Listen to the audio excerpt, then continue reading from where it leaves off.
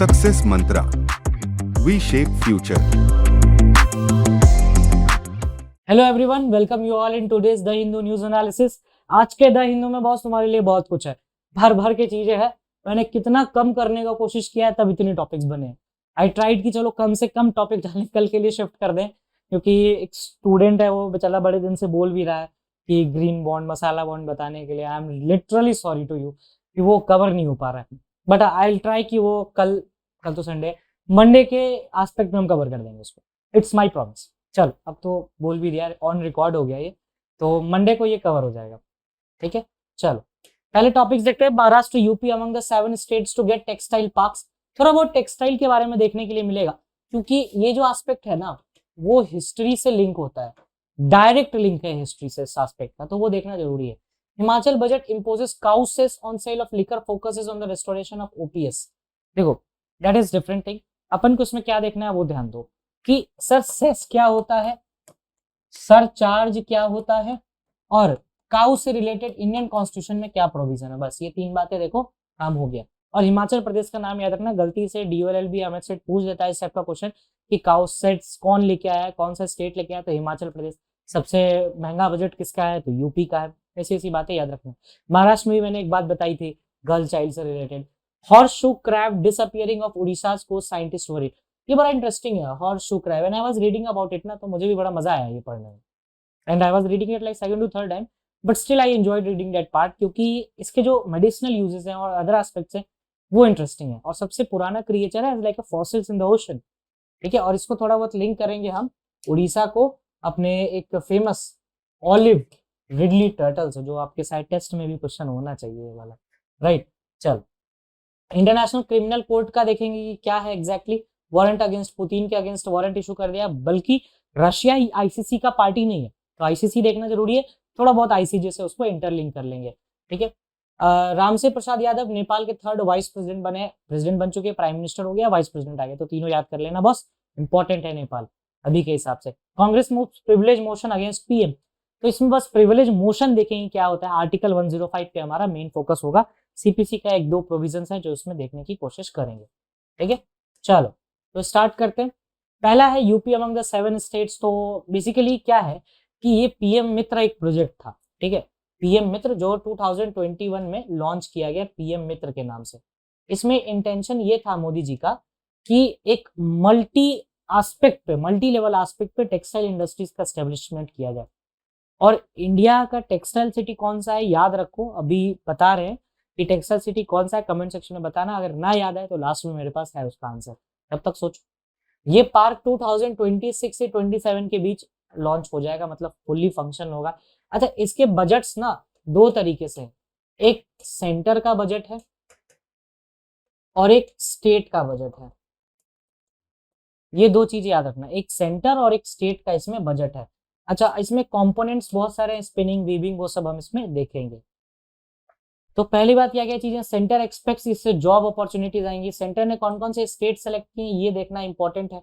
तो तमिलनाडु पहला, तेलंगाना, कर्नाटक, गुजरात तो ऑब्वियसली आएगा, महाराष्ट्र भी आएगा, एमपी भी आएगा एंड यूपी भी आएगा।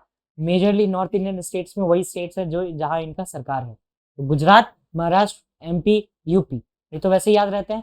तमिलनाडु, तेलंगाना एंड कर्नाटक, ये 7 स्टेट हो गए। कौन सा स्कीम है, पीएम मित्र स्कीम, मतलब prime minister mega integrated textile regions and apparel, mega integrated textile regions and apparel. ठीक है, अब ये 2021 में ये स्कीम अनाउंस हुई थी, है 2026-27 इसका एक्सट्रीम टारगेट है। पीएम मित्र 5F विजन से इंस्पायर्ड है। क्या है 5F विजन, कि फार्म से फाइबर, मतलब फार्म से फाइबर निकलेगा, फाइबर को फैक्ट्री में ले जाया जाएगा, फैक्ट्री से फैशन बनेगा, फैशन से फॉरेन में होगा, मतलब make for the world, right. और इसमें मेगा का भी इंटेंशन यही है, फार्म से डायरेक्ट फाइबर लाया जाएगा, फाइबर को वहीं पे फैक्ट्री में डाला जाएगा, फैक्ट्री से उसको यूजेबल गुड्स में कन्वर्ट किया जाएगा और फिर उसको सेल भी किया जाएगा। तो ये इनका इंटेंशन है। अच्छा, इसके जो मतलब इसका जो डिवीजन है फंड्स का वो 2 तरीके से, ग्रीन फील्ड और ब्राउन फील्ड। तो देखेंगे ग्रीन फील्ड और ब्राउन फील्ड क्या होता है। ग्रीन फील्ड पार्क सपोर्ट करेगा 30% of the project cost, centre support करेगा उसको with a cap of 500 crore, मतलब 500 करोड़ तक, या फिर 30% इस पे सपोर्ट आएगा सेंटर से। आगे है the brown field sites after assessment 30% of project balance infrastructure 200 crore तक का लिमिट ब्राउन फील्ड साइट्स के लिए और ग्रीन फील्ड साइट्स के लिए 500 करोड़ तक का लिमिट है। तो ब्राउन फील्ड और ग्रीन फील्ड में अंतर क्या होता है? Green field and brown field जो होता है ये दो तरह के फॉरेन डायरेक्ट इन्वेस्टमेंट्स होते हैं, ठीक है। ग्रीन फील्ड में company will build own brand and new facilities from the ground up, company अपना ब्रांड और फैसिलिटीज डेवलप करेगी ग्रीन फील्ड में। और ब्राउन फील्ड में क्या करेगी? व्हेन अ कंपनी परचेज और लीजेस एन एग्जिस्टिंग फैसिलिटी, कोई एग्जिस्टिंग फैसिलिटी उसको खरीद लिया या उसको लीज पे ले लिया और उसको करने लगे, ठीक है। तो ग्रीन फील्ड और ब्राउन फील्ड में यही दोनों अंतर है। ग्रीन फील्ड में कंपनी खुद से करती है और ब्राउन फील्ड में पहले से रहता है उसको लीज करिए, बस डिफरेंस यही है। स्टेट गवर्नमेंट सपोर्ट में और भी चीजें इंक्लूडेड है, जैसे एनकम्बरेंस फ्री लैंड पार्सल्स है, 1000+ एकड़ के लैंड पार्सल्स भी प्रोवाइड किए जाएंगे। Each component of textile product include होगा। अब ये चीज इंपॉर्टेंट है कि टेक्सटाइल प्रोडक्ट में क्या क्या कंपोनेंट्स होते हैं? Fibre, yarn, fabric, processing and finishing, ठीक है। फिनिशिंग तो इंपॉर्टेंट है ना, फैशन कैसे होगा नहीं तो। अच्छा, ये एक चीज इंपॉर्टेंट है जो मैं आपसे पूछ रहा था, textile city of India Surat and Ahmedabad, इसको मैनचेस्टर ऑफ इंडिया भी इसीलिए बोला जाता है क्योंकि जो वर्ल्ड का कैपिटल है टेक्सटाइल में, that is the Manchester, England में पड़ता है मैनचेस्टर। तो Surat and Ahmedabad textile city of India कहा जाता है। कहीं कहीं आप देखोगे तो और भी नाम मिल जाएंगे, but historically Surat and Ahmedabad ही है। और मैनचेस्टर ऑफ इंडिया भी इसलिए बोला जाता है क्योंकि मैनचेस्टर सिटी जो था was the textile capital of the world. Ahmedabad is often referred as the Manchester of India, ठीक है। अहमदाबाद एस्टेब्लिश किया गया था 1859 में, यानी आफ्टर प्लासी, 1857 में हुआ था ना, उसके बाद ये प्लासी कह रहे हैं, सॉरी, आपके जो फर्स्ट वॉर ऑफ इंडिपेंडेंस था 1857, उसके बाद 1859 में एस्टेब्लिश की गई थी अहमदाबाद। और Ahmedabad and Surat are considered as the textile city of India. Manchester इसलिए कहा जाता है क्योंकि world capital of textile is the Manchester. और कंपोनेंट्स याद होने चाहिए, fibre, yarn, fabric, processing and finishing, ये 4-5 चीजें इसमें हैं। और आगे देखें, textile capital of the world Manchester अभी जस्ट बताया है। इंडिया टेक्सटाइल इंडस्ट्री का सेकंड लार्जेस्ट प्रोड्यूसर है और चाइना वर्ल्ड का लार्जेस्ट प्रोड्यूसर है, ठीक है। ये चीनी हर जगह पहुंच जाते हैं। India is largest producer of cotton and jute, that is very much obvious, ठीक है। जूट का लार्जेस्ट प्रोड्यूसर हो, सबसे ज्यादा प्रोड्यूसर आपको वेस्ट बंगाल में मिलेगा। India is the second largest producer of silk, world का 95% हैंड वूवन फैब्रिक इंडिया से आता है। India is the largest consumer and second largest producer of cotton, 6 million ton of cotton का हम हर साल प्रोडक्शन करते हैं, और जो कि 23% ऑफ वर्ल्ड का कॉटन है, ठीक है। कॉटन में अपन सेकंड है, लार्जेस्ट है अपन जूट में, तो ये चीज याद रखनी है। नेक्स्ट है Himachal budget imposes cow cess on sale of liquor, ये 10 रुपए लगाएंगे सेस, और इनका ये टारगेट है कि ये मिलियंस कमा लेंगे इससे। सुखविंदर सिंह सुक्खू का नाम याद रखना, ये चीफ मिनिस्टर हैं हिमाचल प्रदेश के। 10 रुपए लगाएंगे सेस। सेस बेसिकली क्या होता है? सेस और सरचार्ज में ना थोड़ा बेसिक अंतर है। सेस एक फिक्स टैक्स होता है, जैसे इसमें कि 10 रुपए ही लगेगा, और किसी स्पेसिफिक पर्पस के लिए सेस लिया जाता है। मतलब जैसे इसमें हम लोगों ने कहा कि भाई काउ सेस लिया जाएगा, मतलब गाय के यूज, मतलब गाय के देखभाल के लिए, एनिमल हस्बेंड्री के लिए, मे बी प्रोटेक्शन के लिए, डेवलपमेंट के लिए इसको यूज किया जाएगा इस पैसों को। तो उसका एक स्पेसिफिक टारगेट हो गया for cow and fixes 10 rupees. वहीं पर जो सरचार्ज है, आपका सरचार्ज इज वेरिएबल होता है, वो चेंज होते रहता है, उसके लिए कोई वो नहीं है। Surcharge is imposed on the payable tax and not on the total income. Tax पे जो टैक्स लगता है that is the surcharge. Tax पे टैक्स लगेगा मतलब सरचार्ज, और ये वेरिएबल होता है। Cess is not variable, it is fixed and it is for a particular target. Now article 48 जो है कॉन्स्टिट्यूशन का, वो बोलता है मिल्चिंग एनिमल्स वगैरह की प्रोटेक्शन के बारे में बात करता है, एग्रीकल्चर और एनिमल हस्बेंड्री के बारे में भी वो डील करता है। ये देखो, ये है हॉर्स शू क्रैब्स। साइंटिस्ट ने कहा है कि इनकी पॉपुलेशन कम होते जा रही है, इनके प्रोटेक्शन की नीड है। हॉर्स शू क्रैब्स इसलिए बोलते हैं क्योंकि इनका जो शेप है वो हॉर्स के शेप का होता है, हॉर्स का जो पैर होता है ना उसके, जैसे कि तो घोड़े की नाल, अगर आपने कभी सुनी होगी, लोग पहनते भी हैं अंगूठी, घोड़े की नाल की अंगूठी, तो उस टाइप का ये लगता है, दिखने से लग भी रहा है यार। देखो इस तरह से अगर देखोगे तो इट्स लाइक कि दिस, कि ये घोड़े की पैर जैसा ही लगता है, घोड़े का पैर जैसा, तो हॉर्स शू क्रैब बोलते हैं इसे। इसकी बॉडी 3 पार्ट में डिवाइडेड होती है, head, brain and tail. Tail इसका बहुत टॉक्सिक होता है, क्रैब ही है भाई, कितना भी है तो मारेगा तो है ही नहीं। इसकी मेडिसिनल यूजेस भी हैं, और ये इंडिया में पाया जाता है। खास बात ये 2 ही ओशन है जहाँ ये मैक्सिमम पाया जाता है, अटलांटिक और Indian ocean. Apart from Atlantic Indian की बात करोगे तो शैलो वाटर्स में, जो कि गल्फ वाटर्स होती है, तो कहाँ कहाँ है उस सब का आइडिया हम आपको दे देंगे अभी थोड़ी देर में, टेंशन बिल्कुल नहीं लेना है। अच्छा, अभी क्या हुआ है, उड़ीसा के बालासोर डिस्ट्रिक्ट्स पे ये देखा गया है कि इनकी पॉपुलेशन कम हो गई है, और ये मतलब ओल्डेस्ट लिविंग क्रिएचर है। कहीं पे 400 मिलियन ईयर्स मिल जाएगा, कहीं पे दिखा जाएगा ये कि आपको 300 टू 400 मिलियन ईयर्स पुराना है ये। तो 450 मिलियन ईयर्स पुराना है ये on an average. Doctor Chatterjee ने पहली बार, जिन्होंने इस रिपोर्ट के बारे में कहा है, उन्होंने पहली बार बालासोर के कोस्ट पे देखा था 1987 पे। अच्छा, ये डीप सी एनिमल्स होते हैं just like olive ridley turtle. Deep sea animal, sir पूछो डीप सी एनिमल्स है मतलब समुद्र के नीचे एकदम बेस पे चलते हैं। तो ऊपर क्या कर रहे थे, ब्रीडिंग के लिए आते हैं बॉस। ये ब्रीडिंग के, इनका नेस्टिंग, बेस्ट नेस्टिंग साइट्स होता है, जैसे ओलिव रिडली टर्टल भी वैसे ही करते हैं कि बेस्ट नेस्टिंग साइट्स के लिए लोग ऊपर आते हैं कोस्ट पे। अच्छा, एक इंटरेस्टिंग बात बताएं, जो ओलिव रिडली टर्टल होता है ना, उसके नेस्टिंग साइट को हम कहते हैं अराबाडा। अराबाडा बोलते हैं ऑलिव रिडली के नेस्टिंग साइट्स को। इनका नेस्टिंग साइट्स ऐसे ही रहता है, कोस्ट के ऊपर आते हैं फिर वो नेस्ट करते हैं। तो वहां पर देखा गया है कि इनके मीट को खाने के लिए लोग मार देते हैं वहां पे। अब इनका मीट कहा जाता है कि लाइफ लंबी कर देता है, ठीक है। जिंदगी का क्या ही करोगे, जिंदगी लंबी नहीं, बड़ी होनी चाहिए बाबूमोशाय, ठीक है। बाबूमोशाय बोल के कहते हैं कि जिंदगी का क्या है, जिंदगी लंबी नहीं बड़ी होनी चाहिए बाबूमोशाय। ये इन्होंने मिले नहीं है राजेश खन्ना साहब, इनसे मिल जाते तो अच्छा रहता, ठीक है। तो डीप सी एनिमल्स है, ठीक है। और 1987 बालासोर में पहली बार हुआ, और ये ऑलिव रिडली टर्टल्स की तरह ही बिहेव करते हैं almost. They select a suitable site for laying eggs. और ये इंडिया में बात करें तो उड़ीसा में मिल जाएगा, दीघा में मिल जाएगा, सुंदरबन में मिल जाएगा, वेस्ट बंगाल सुंदरबन डेल्टा, गंगा ब्रह्मपुत्र, वर्ल्ड का लार्जेस्ट डेल्टा। इंडिया के लोकेशंस आपको पता चल गए। अच्छा, मेडिसिनल वैल्यू देख लो, तो डायग्नोसिस रीजेंट्स की तरह काम करते हैं, और ये प्री एक्लैम्प्सिया को भी ट्रीट करने में हेल्प करते हैं। बाकी से भी मेडिसिनल पर्पस है इनका। हॉर्सशू क्रैब हार्ड एक्सोस्केलेटन है, बाहर से हार्ड सरफेस मतलब एक्सोस्केलेटन, जिसका एक्स स्केलेटन हो, बाहर हो स्केलेटन। दो वर्ड होता था ना बायो में नोमेनक्लेचर जब पढ़े होगे, एंडो और एक्सो। एंडो मतलब अंदर, एक्सो मतलब बाहर। तो ये एक्सोस्केलेटन है। 10 पैर होते हैं भाई साहब। Uses for walking along the sea floor, sea floor पे चलने के लिए पैर का यूज करते हैं। Body of divided into 3 section बताया था।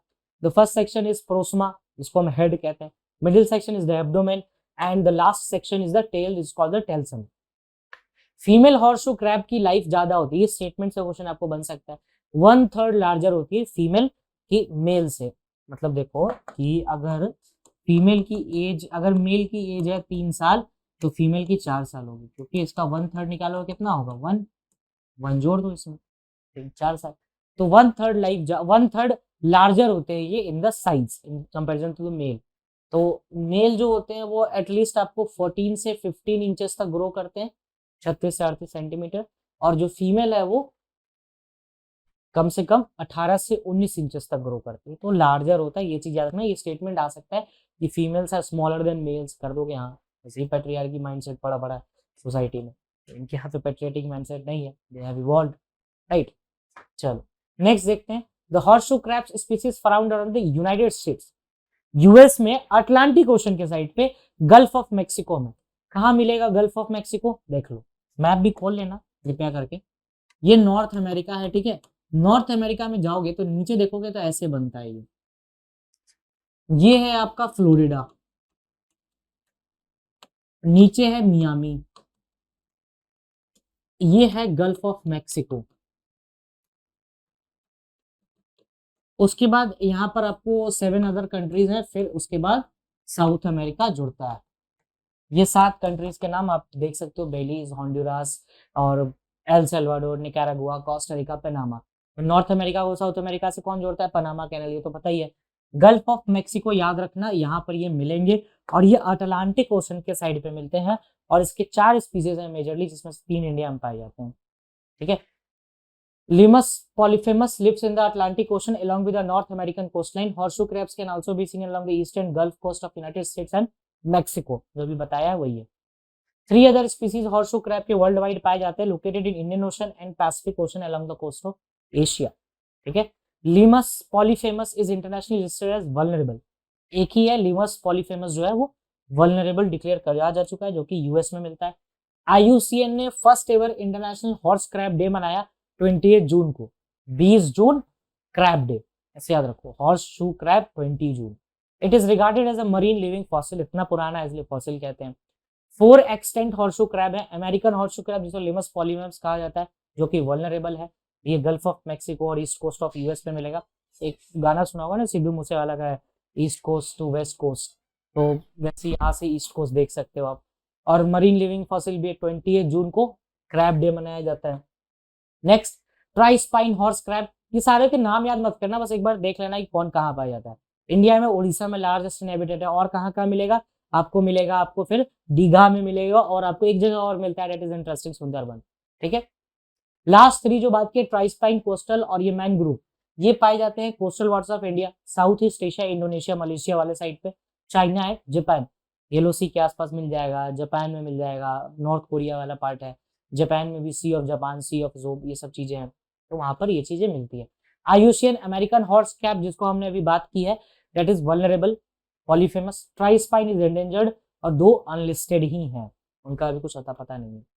Now international Criminal court issues arrest warrant against the Putin over Ukraine. काफी इंटरेस्टिंग था, even I was not expecting कि भाई आईसीसी क्यों ऐसे काम करेगा, क्योंकि पुतिन साहब तो, यूक्रेन तो है ही, रशिया है ही नहीं पार्ट आईसीसी का, तो क्यों हो जाएगा ऐसा। बस देख कर दिया तो कर दिया, देखना पड़ेगा आईसीसी क्या होता है। और इंटरेस्टिंगली इसमें आपको एक चीज पढ़नी पड़ेगी, that is the war crimes. International law के क्या क्या ऐसे प्रोविजंस हैं जो कि वॉर क्राइम से रिलेट करते हैं। ये क्लैट में भी पैसेज बन सकता है, आईलेट में भी बन सकता है, डीयू में तो बड़ा इंटरेस्टिंग क्वेश्चन बनेगा। आपको फंसाते हैं ना मॉक में इंटरनेशनल लॉ पे, वो यहीं पे फंसोगे आप, लॉ के सेक्शन में डाल पढ़ना है, करंट अफेयर्स में लॉ के सेक्शन में डाल के फंसा दिया जाओगे। फंसना क्यों है भाई, अपन है यहाँ पे बैठे हुए। आईसीसी और आईसीजे में डिफरेंस है, ये बाद में देखेंगे, अभी नहीं, पहले आईसीसी जान लो क्या होता है। इंटरनेशनल क्रिमिनल कोर्ट ने अभी क्या कहा है कि यूक्रेनियन चिल्ड्रन को अनलॉफुल डिपोर्टेशन के कारण व्लादिमीर पुतिन पे अरेस्ट वारंट हुआ। अब केवल व्लादिमीर पुतिन नहीं, एक और है, हैग बेस्ड आईसीसी ने कहा कि arrest warrant against Maria Lvova Belova, Russia की प्रेसिडेंट कमिश्नर है फॉर द चाइल्ड राइट्स, उनके अगेंस्ट भी हुआ, तो दोनों के अगेंस्ट हुआ, ये याद रखना। Russia is not a member of ICC, it was unclear how the ICC plan to enforce the warrant. Starting में कहा था कि क्यों वारंट डिक्लेयर कर दिया, भाई वो तो है ही नहीं मेंबर, क्या कर लोगे, वो तो मानेगा ही नहीं तुम्हारा जुरिस्डिक्शन, क्या कर लोगे करके। ICC multi member international Criminal court है ये, 1998 में स्टैब्लिश सजेशन दिया गया इनिशियली, और जुलाई 2002 में स्टैब्लिश कर दिया गया। मेरे पास एक एमसीक्यू भी है इसके रिगार्डिंग, अभी रोम स्टैट्यूट से बना था, जो कि फाउंडेशन डॉक्यूमेंट है, 1 जुलाई 2002 को फाइनली ये स्टैब्लिश किया गया International Criminal Court by Rome Statute. इसके लिए हम जेनेवा कन्वेंशन ऑफ 1949 भी घूमेंगे, जो वॉर क्राइम से रिलेट करता है, क्योंकि वॉर क्राइम की जो डेफिनेशन है ना आईसीसी में, वो ली गई है जेनेवा कन्वेंशन 1949 से। इंटरनेशनल क्रिमिनल कोर्ट में 123 मेंबर है, 42 नेशंस है, यूएस चाइना ना ही पार्टी है ना ही सिग्नेटरी है रोम स्टैट्यूट का। 4 ऑर्गन्स हैं इसके, प्रेसिडेंसी है, जुडिशियल है, office of prosecutor and registry है, ये याद रखना। लैंग्वेज है English and French, working language.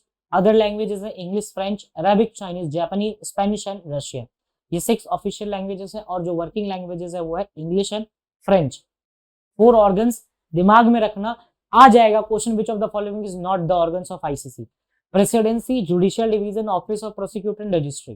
ठीक है, English French is the working language.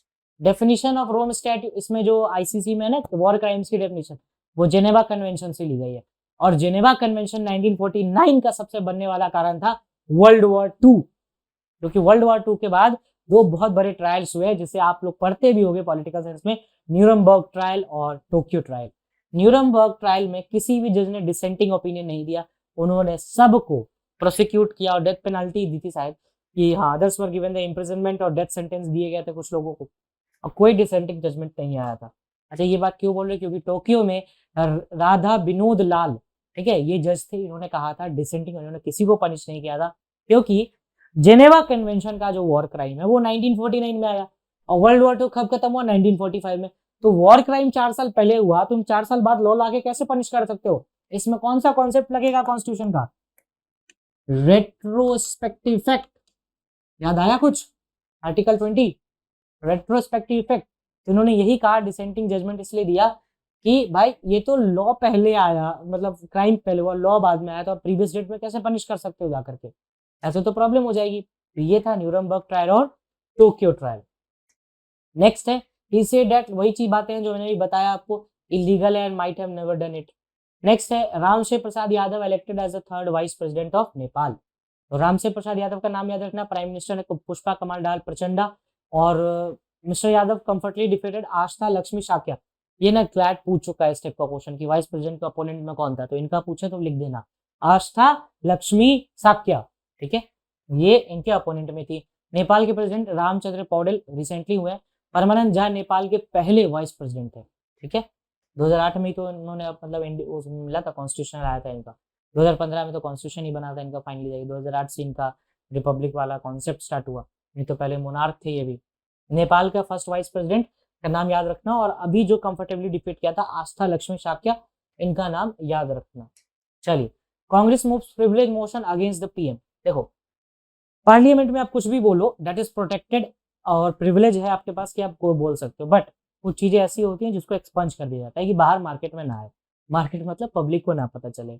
Modi ji ने रिसेंटली नेहरू गांधी फैमिली पे कटाक्ष करते हुए बोला था कि क्यों ये लोग नेहरू का नाम क्यों नहीं लेके चलते, तो आई गेस कि उन्होंने फैमिली डिसेंट नहीं पढ़ा होगा, that is different thing, but वो मार्केट में क्यों आई होगी, that is against the parliamentary privilege, तो इसलिए पार्लियामेंट्री प्रिविलेज की बात की जाए तो हम पढ़ेंगे प्रिविलेज मोशन होता क्या।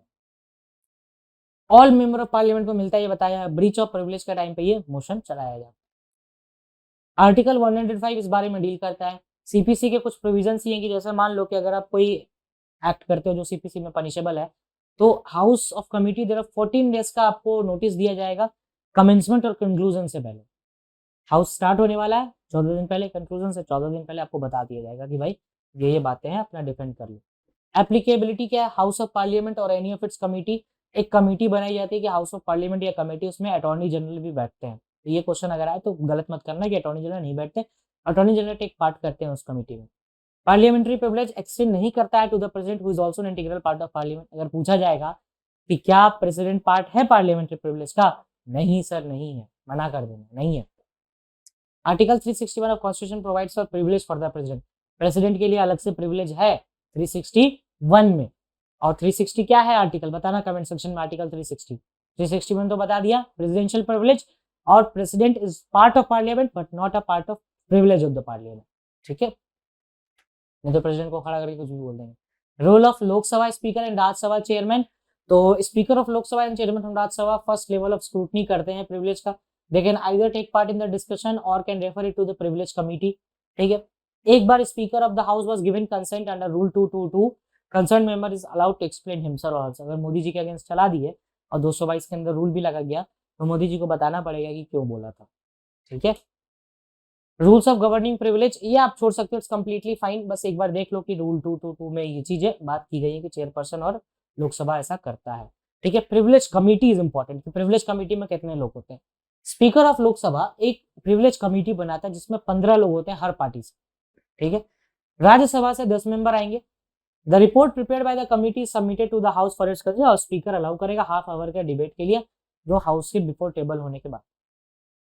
15 मेंबर्स में से 10 आएंगे राज्यसभा के, सॉरी 15 मेंबर्स हैं टोटल, अगर लोकसभा में होता है तो 15 और राज्यसभा में होता है तो 10, लोकसभा और राज्यसभा में 10। अगर लोकसभा में प्रिविलेज मोशन चल रहा है तो प्रिविलेज मोशन की कमेटी में कितने लोग होंगे, 15, और राज्यसभा में चल रहा है तो 10 मेंबर्स होंगे। तो ये बातें क्लियर रखना, थोड़ा सा पूछ देगा ऑप्शन में 15, 10, 5। Now what not to be missed में आएगा left high and dry and the Nilgiri, ये पढ़ना। I want you to read this from the perspective of geography, Western Ghats, Annamalai, Nilgiri, इनके हिसाब से पढ़ो। कार्डमम हिल्स भी है, बट आज के जो टॉपिक्स हैं वो थोड़े ब्रॉड थे। पार्लियामेंट्री प्रिविलेज, आर्टिकल 105 पढ़ना है, 361 पढ़ना है, 360 का आंसर भी बताना है, फिर उसका रूल 222 भी है, पार्लियामेंट्री प्रिविलेज, मोशन प्रिविलेज, और ये सब चीजें एक्सपंज रिमार्क्स से थोड़ा रिलेट हो जाएगा वो, तो ये सब बातें को पढ़ो। And if you have any doubt mention करो कमेंट सेक्शन में, राइट। चलो, तो पहला क्वेश्चन है liaison officer of international Criminal court is located in, ये न्यूयॉर्क में लोकेटेड है लाइजन ऑफिसर, ये उसमें नहीं डाला था मैंने, क्वेश्चन के फॉर्मेट में इसको डाला था। Which law governs the solemnization of marriage between the persons unable to register in the personal law special marriage act, ये तो बहुत टाइम से न्यूज में चल रहा है, सेम सेक्स से भी से रिलेट करता है। Which two nations play the border Gavaskar cricket से रिलेटेड है, इंडिया ऑस्ट्रेलिया, रिसेंट मैच हुआ है। Which noted the religious philosopher created a democratic space for dialogue called अनुभव मंतपा, इसका आंसर है बासा विश्वरा। देख लेना, कभी कभार ऐसे क्वेश्चंस आ जाते हैं तो उसके लिए कभी कभार यू टेंड टू सी के कुछ स्टैटिक का क्वेश्चन डालते रहते हैं कभी ना कभी। Who is the head of WhatsApp? ये तो विल कैथकार्ट, इन्होंने तो मना किया यूके ने कि हम व्हाट्सएप वापस चले आएंगे यूके से। यूके ने बोला क्या कि भाई अपना ये एंड टू एंड इंक्रिप्शन का उनको खत्म करने के लिए बोला गया, तो ठीक हम छोड़ देंगे आपकी कंट्री। इंडिया नहीं छोड़ सकता क्योंकि 22% मार्केट इंडिया का है व्हाट्सएप का, राइट। आई होप कि I am clear on this topics that we have learn today, and I hope कि आप आंसर भी करोगे टॉपिक्स का। And rest, thank you, that's all from my side.